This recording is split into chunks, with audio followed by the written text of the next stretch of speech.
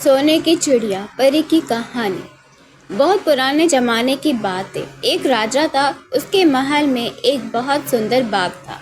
बाग में तरह तरह के फूलों के पौधे और अनेक प्रकार के मीठे फलों के पेड़ थे। लेकिन इस बाग में सबसे आश्चर्यजनक चीज थी। एक सेब का पेड़ था जिसमें सोने के सेब लगते थे। राजा ने इस पेड़ की देखभाल का खास इंतजाम कर रखा था। जब इसके फल पकते थे तो चौकीदार रात दिन पेड़ का पहरा दिया करते थे ताकि कोई सोने का सेब चुरा कर न ले जाए। लेकिन एक दिन की बात है कि बाग के माली ने जब सोने के सेबों को गिना तो उसने उनमें से एक सेब गायब देखा। उसने दौड़कर राजा को खबर दी। राजा ने फौरन बाग में पहुंचा और उसे यह देखकर बड़ा ही आश्चर्य हुआ कि इतनी देखभाल का पक्का इंतजाम होने पर भी एक सेब किसने चुरा लिया। उसने ऐलान किया कि कोई सोने के सेब को चुराने वाले चोर का पता देगा, उसे इनाम दिया जाएगा। सबसे बड़े राजकुमार ने राजा से कहा कि रात में वह पहरा देगा और चोर को पकड़ने की कोशिश करेगा। राजा ने उसको इसकी इजाज़त दे दी। बड़ा राजकुमार रात में पहरा देने लगा, लेकिन 2 घंटे बाद ही उसे नींद आ गई और वह सो गया। सुबह उठकर जब उसने सेबों को गिना तो वह देखकर चकित रह गया कि रात भर में एक सेब गायब हो गया। इसके बाद दूसरी रात मंझले राजकुमार ने पहरा देने का काम संभाला। उसको भी नींद आ गई और तीसरा सेब भी चोरी हो गया। राजा बहुत ही चिंतित था। दरबारियों की भी समझ में नहीं आ रहा था कि क्या किया जाए। सब लोग उदास बैठे थे। इतने में ही छोटे राजकुमार आया और उसने कहा, आज रात को मैं पहरा दूंगा और चोर को पकड़ूंगा। राजा इस राजकुमार से खुश नहीं रहता था। वह उसे मूर्ख भी मानता था। उसने उसे डांटते हुए कहा, तुम क्या समझते हो? क्या तुम्हें इसमें सफलता मिलेगी? तुमसे बड़े और तुमसे ज़्यादा समझदार दोनों राजकुमार इस काम में असफल हो चुके। तुम जाओ और अपना काम करो। लेकिन छोटे राजकुमार नहीं माना। उसने राजा से प्रार्थना की कि उसे एक मौका जरूर दिया जाए। अंत में राजा भी राजी हो गया।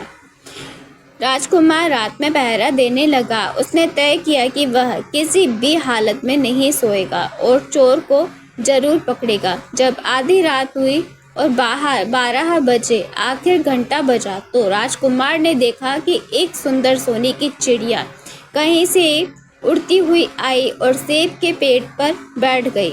उसने देखते देखते सोने का सेब तोड़कर उसकी चोंच में पकड़ लिया।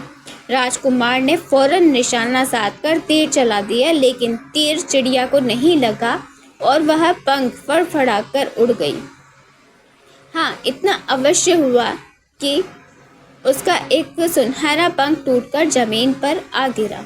दूसरे दिन सुबह राजकुमार ने राजा को सारी बात बता दी और वह सोने के पंख उनके सामने रख दिया। पंख इतना सुंदर और इतना कीमती था कि राजा उसे देखता ही रह गया और उसने कहा, अगर उस चिड़िया का पंख इतना सुंदर है तो वह पूरी चिड़िया कितनी सुंदर होगी। मैं चाहता हूँ कि उस चिड़िया को पकड़ लाएं। सबसे पहले बड़ा राजकुमार इस काम के लिए रवाना हुआ। चलते चलते वह एक जंगल में पहुंचा। वहां उसने लोमड़ी को एक पेड़ के नीचे आराम करते हुए देखा। राजकुमार ने मौका देखकर तीर अपने धनुष पर चढ़ा लिया। वह तीर छोड़ने ही जा रहा था कि लोमड़ी ने चिल्लाकर कहा, राजकुमार, मुझे मत मारो। मुझे पता है कि तुम सोने की चिड़िया की खोज में निकले हो। तुम मेरी राय मानो तो तुम्हारा काम जल्द ही पूरा हो जाएगा।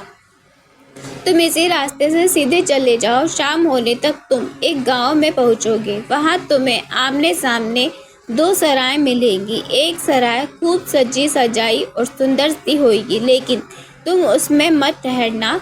तुम उसके सामने वाली दूसरी सराय में ठहरना, जो बहुत ही मामूली सी और देखने में भी भद्दी सी होगी। ऐसा करने पर तुम्हारा काम आसानी से पूरा हो जाएगा। लोमड़ी की बात को सुनकर राजकुमार को हंसी आ गई और उसने डांटकर कहा, भाग जा यहाँ से। मुझे तुम्हारी सलाह की जरूरत नहीं। ये कहकर उसने तीर छोड़ दिया, लेकिन लोमड़ी बहुत चालाक थी। वह बचकर निकल भागी। राजकुमार आगे चलता गया। शाम को जब वह एक गांव में पहुंचा तो उसने देखा कि वह सड़क के किनारे सचमुच 2 सराय थी। उसमें से एक सराय खूब सजी सजाई थी और एक उसके अंदर से लोग नाचने और गाने की आवाज़ें आ रही थी। दूसरी सराय बद्दी सी थी और अंधेरा घिरा हुआ था। राजकुमार सजी सजाई सराय में ठहर गया। थोड़ी ही देर में वह भूल गया कि वह असल में सोने की चिड़िया की खोज में निकला था। उधर जब काफ़ी समय बीत गया और बड़ा राजकुमार नहीं लौटा तो मंझला राजकुमार सोने की चिड़िया की खोज में चल पड़ा। वह भी उसी तरीके से चलते चलते जंगल में पहुंचा तो वह लोमड़ी उसे भी मिली। इस राजकुमार ने भी लोमड़ी की बात पर कोई ध्यान नहीं दिया। जब वह शाम को उस गांव में पहुंचा तो बड़े राजकुमार की तरह सजी सजाई सराय में ठहरा। वहाँ के नाच और रंग में मस्त होकर वह अपने काम को भूल गया, यहाँ तक कि उसे घर लौटने की सुध भी न रही। अंत में सबसे छोटे राजकुमार ने राजा से कहा कि मैं सोने की चिड़िया की खोज में जाऊंगा। राजा को विवश था कि जब उसने बड़े और दोनों राजकुमार इस काम में असफल रहे हुए तो इसे सफलता नहीं मिलेगी, लेकिन उसके जिद करने पर राजा ने उसे इजाज़त दे दी। छोटा राजकुमार तैयार होकर सोने की चिड़िया की खोज में निकला। जंगल में उसे एक लोमड़ी मिली। राजकुमार ने लोमड़ी की बात को ध्यान से सुना और लोमड़ी से कहा, ठीक है, तुम जैसे कह रही हो मैं वैसे ही करूँगा। अब तुम बताओ, तुम जाओ और मैं तुम्हें नहीं मारूंगा। इस कहानी को पूरा सुनने के लिए मेरे चैनल को लाइक और सब्सक्राइब करना ना भूलें। इसका अगला भाग अगली वीडियो में आपको मिल जाएगा, पार्ट 2 टू बी कंटिन्यू। नमस्कार।